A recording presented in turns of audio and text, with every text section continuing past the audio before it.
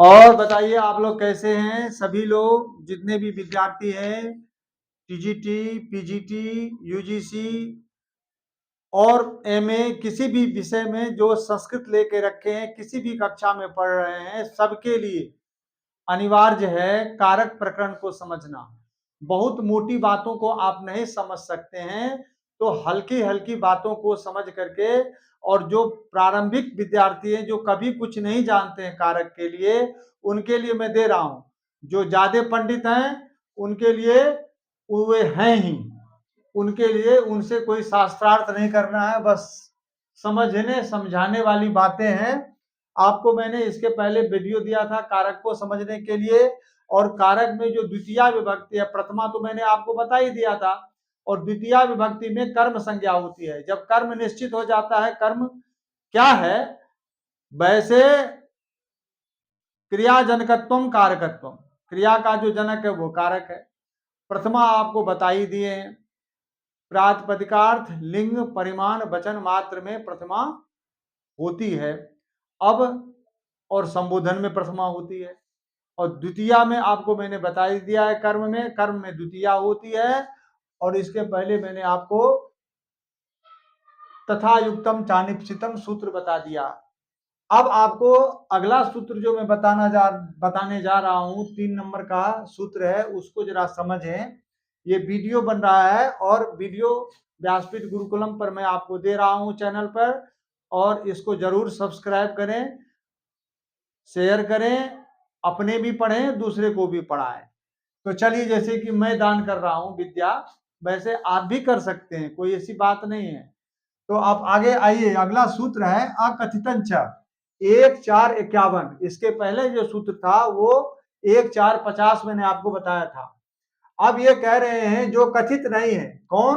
अपादान इत्यादि, अपादानादि विशेष विवक्षितम कारकम कर्म संज्ञम चार। अपादानादि विशेष से जो अविवक्षित कारक है, अपादान इत्यादि जिसमें कहा न गया हो, ऐसा जो कारक है उसकी कर्म संज्ञा होती है। अब देखिए, आप कहते हैं एक होता है कर्तृवाच्य और एक होता है कर्मवाच्य। कर्तृवाच्य में कर्ता उक्त होता है, और कर्मवाच्य में कर्म उक्त होता है। जहां कर्म उक्त होता है वहां तृतीया विभक्ति कर्ता में होती है, जहां कर्ता उक्त होती है वहां कर्ता में प्रथमा विभक्ति होती है, और कर्म में द्वितीया विभक्ति होती है। अब आप देखें, कर्म का हिंदी में जो आपने परिभाषा पढ़ी है 4वीं, 5वीं, 3री कक्षा में, उसमें 10वीं 7वीं कक्षा में जहां भी आप पढ़े हैं या न पढ़े हो, तो कर्ता बोलते हैं स्वतंत्र, जो है स्वतंत्र कर्ता। और कर्म किसको बोलते हैं? क्रिया का फल जिसके ऊपर पड़े उसे कर्म कहते हैं। तो क्रिया का फल जिसके ऊपर में पड़े, जैसे राम स्कूल जाता है, तो स्कूल जाने की जो क्रिया है उसका फल कहां पड़ रहा है? राम के जो जाने वाली गमनानुकूल व्यापार है, उस क्रिया का फल कहां पड़ रहा है? स्कूल पर। जा करके वह कहां पहुंचता है? स्कूल पर पहुंचता है, स्कूल आ जाता है। इसी प्रकार से अब यहां पर कुछ धातुओं को गिनाया गया है। इन धातुओं को आप याद कर लीजिए, सिद्धांत कौमुदी में, लघु सिद्धांत में भी है। आप देख लीजिए, कहा गया है दुहि, याच, पच, दंड, रुधि, प्रच्छ, ची, ब्रू, सासु। यहां सास लिख लिया है। सासु, सासु से शास्त्री बना है। जिमथ मुषाम, जी मथ मुषाम, कर्मयुक्त स्यात् अकथितंच तथा स्यान्निह्री कृष वहां। इतनी धातु हैं, ये 16 हैं। दुई, याच, पच, दंड, रुधि, कितने हो गए? 5, 6, 7, 8, 9, 10, 11, 12, 13, 14, 15, 16, और एक वार्तिक भी है। वार्तिक की बाद में चर्चा करेंगे। वीडियो थोड़ा सा लंबा होगा क्योंकि ये सूत्र बड़ा है और मैंने लिख दिया है, जो कि लिखना नहीं पड़ेगा। तो आप ध्यान दीजिए। अब पहले दू धातु का प्रयोग बताते हैं। ये धातुएं गिना दी गई हैं। इन धातुओं का जहां प्रयोग होता है वहां दो बातें होती हैं। पहली बातें क्या होती है, जो प्रधान कर्म है वो कथित, प्रधान कर्म कथित है और गौण कर्म अकथित है। यहां क्या कह रहा है, अकथितम च, जो गौण कर्म है, जो कथित नहीं है, उसकी भी कर्म संज्ञा होती है। कथित की तो होती ही है, अकथित की भी कर्म संज्ञा होती है, जो गौण कर्म है। अब दूह में दुहन गाम दोग्धि पया, तो गाम दोग्धि पया में गाय से दूध निकलता है। तो गाय से दूध जो निकलता है, तो गाम गाय से निकलता है। गाय जो है गौण है, गाय क्या है, गौण कर्म है, इसलिए गाय में द्वितीया विभक्ति होती है। बलिम याचते वसुधाम, यहां पर पंचमी विभक्ति है। बलिम, बलि से वसुधा मांगता है, अपादान है, लेकिन यहां अपादान अविवक्षित है, विवक्षित नहीं है। अपादान क्या है, अविवक्षित है। तो इसीलिए बलि की गौण कर्म की, गौण जो है अपादान आदि विशेषण विशेष से उसकी कर्म संज्ञा हो गई। आपको केवल परीक्षा में यही आएगा कि बलिम याचते वसुधाम में कौन विभक्ति होगी, कहां होगी, तो आपने टिक लगाना है, बलिम में होगी, यही आपको ध्यान रखना है। गाम में होगी। दुई धातु का प्रयोग दोग्धि पय बनता है, दोग्धि बनता है एक वचन में, और याच धातु का याचते बनता है, बलिम में हो गया। अब ध्यान दीजिए, पच धातु का अविनीतम विनयम याचते, अविनीत से विनय की याचना करता है, तो यहां भी अपादान आदि है, अपादान है।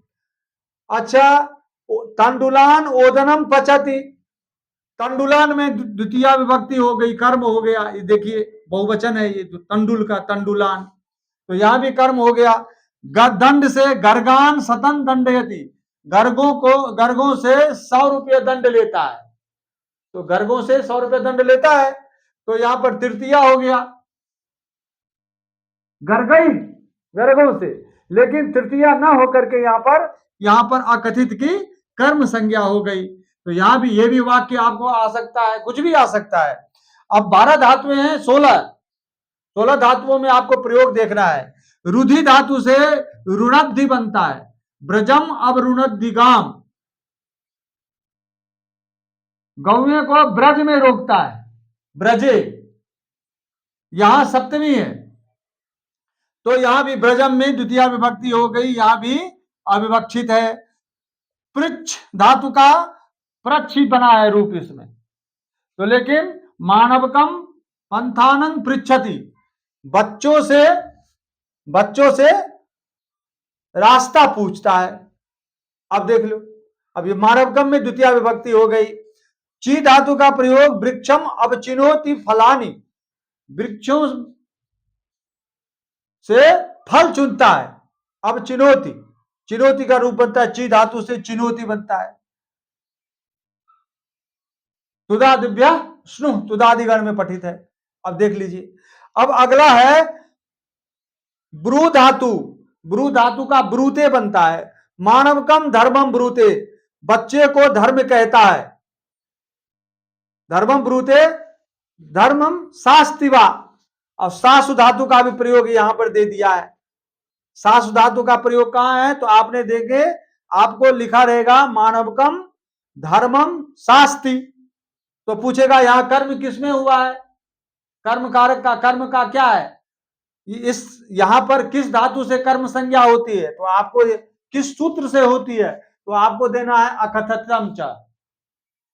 ये पीजीटी का मैं बता रहा हूं, जो पीजीटी की तैयारी कर रहे हैं।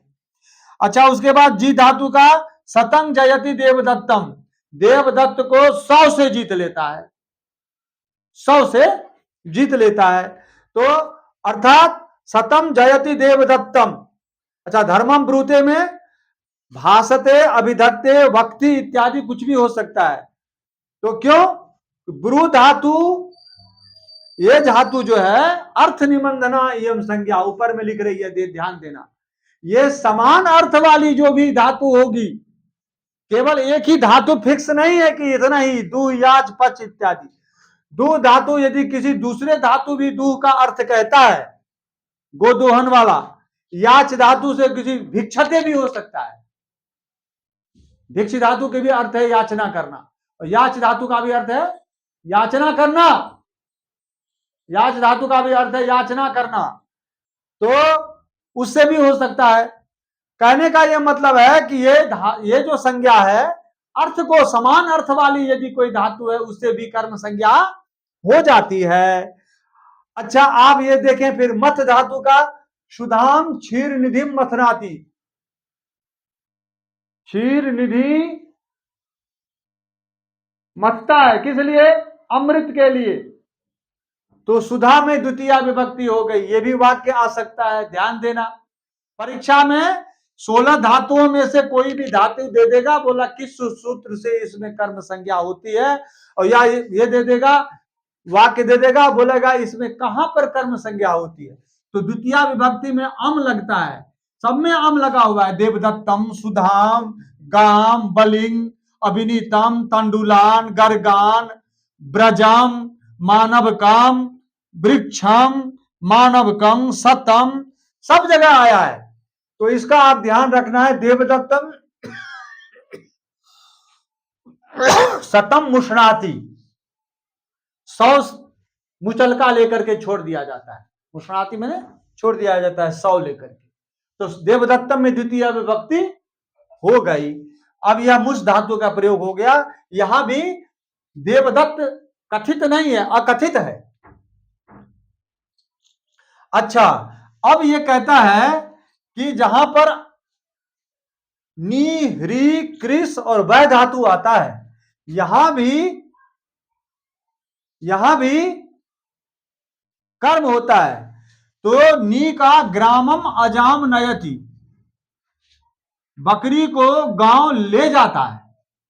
नयति, ह्री से हरति, कृस से करसति, वह से बहति, बा। ध्यान देना, ये हो गया। अब उसके बाद कहते हैं कि यहां पर कर्तृवाच में ये होगा, देवो ग्रामम अजाम नयति। देवो ग्रामम अजाम नयति, गांव को बकरी ले जाता है। ग्रामम अजाम, यहां पर कथित में भी और अकथित में भी, दोनों में, कर्तृवाच में दोनों में कर्म संज्ञा हो गई है। और जब कर्मवाच्य होगा तो देवेन ग्रामं अजाम नीयते, ऐसा प्रयोग बनेगा। ये देखो छोटे में लिख दिया है, यहां पर देवेन में तृतीया हो गई, कर्ता में। देव के द्वारा गांव को बकरी ले जाई जाती है, यह प्रयोग बनेगा। कर्तृवाच्य और कर्मवाच्य दोनों में ये प्रयोग दिखा रहे हैं। अब एक वार्तिक है जो वार्तिककार ने दिया है। अकर्मक धातु भीर योगे देश कालो भावो गंतव्यो अध्वाच कर्म संज्ञकम इति वाच्यम। कर्म संज्ञा कर रहे हैं वार्तिककार कात्यायन जी, कर रहे हैं अकर्मक धातुओं के योग में देश, काल, भाव, गंतव्य और अध्वा, रास्ता, इसमें भी कर्म संज्ञा हो जाती है।